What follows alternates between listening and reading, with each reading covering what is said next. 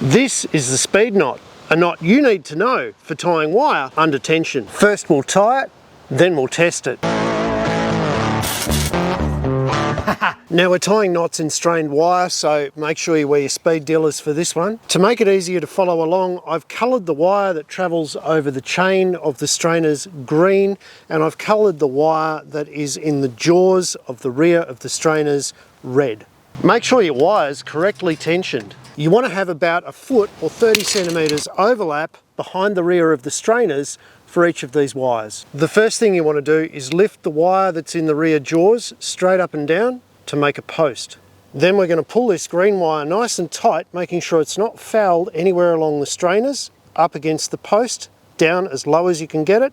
You might want to hold it there with your finger. Then while you hold this nice and tight, make a crank handle in your wire that travels over the chain of the strainers, and using the two wires against each other, bend this around the base of the post. Complete 2 tight twitches.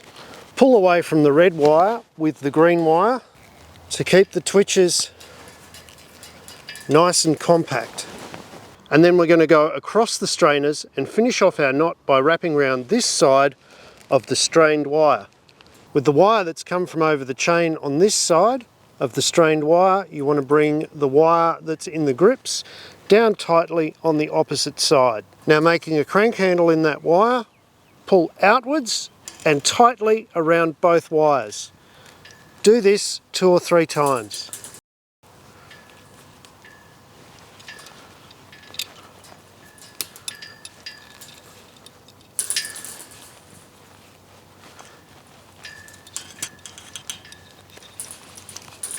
Now twist the wire at 90 degrees to itself to break it off. Now repeat the process with the other wire, twitching off 2 or 3 times.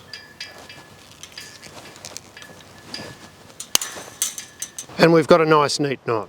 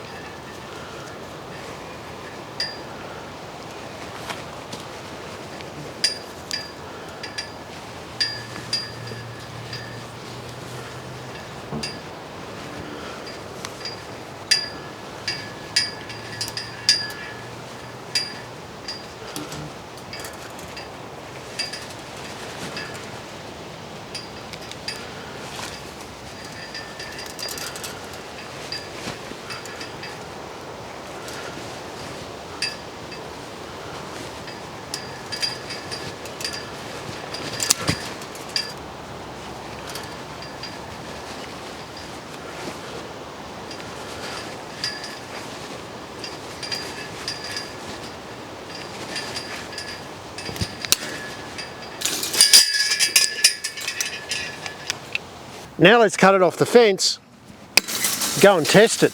Let's see how strong it is. For those of you who haven't seen the FenceStay test rig before, this is how it works. Wires connected to solid points here and here using a spiral fast. Knot is suspended in the middle. Bottle jack cranks out the lever, crane scale records the amount of pressure in kilograms on the knot. We record this with a second camera. When the knot breaks, we take the final score. Couldn't be simpler. This rig was built by the genius team behind FenceStay. Fantastic end assemblies, no cutting, grinding, welding or measuring required. Just follow the simple steps and you got yourself an end assembly. Right, let's break stuff. I love science. On with the speed dealers. We've got Murray 2.5mm high tensile wire here. It's got a recommended strain tension of 180 kilos.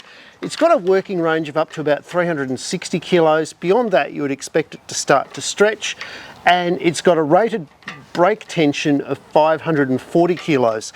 So it's going to be interesting to see how far this knot goes in terms of the break strain of the wire, whether it gets close to it. Now we're up to our recommended strain tension.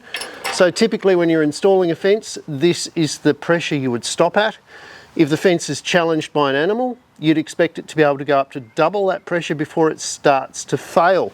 So we need to get at least 360 kilos out of this knot to make it good for fencing.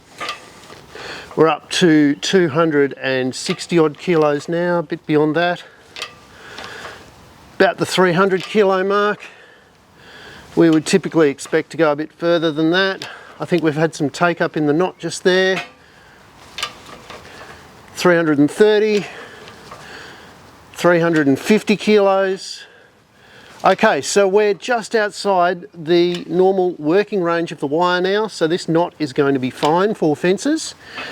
And to be honest with you, if it breaks around here, that's actually a good thing, because it's going to stop the wire from stretching on the whole of your fence. And all you've got to do is replace the knot. Just under 400 kilos. This knot is a performer. Guys, if you like this kind of content, don't forget, hit the little subscribe button down there. There's plenty more knot videos in the playlist coming up next, and I'll catch you next week with something else. For those of you who are interested, the knot broke on the loop as it went through the first twitch. So the first time that the load side was actually bent.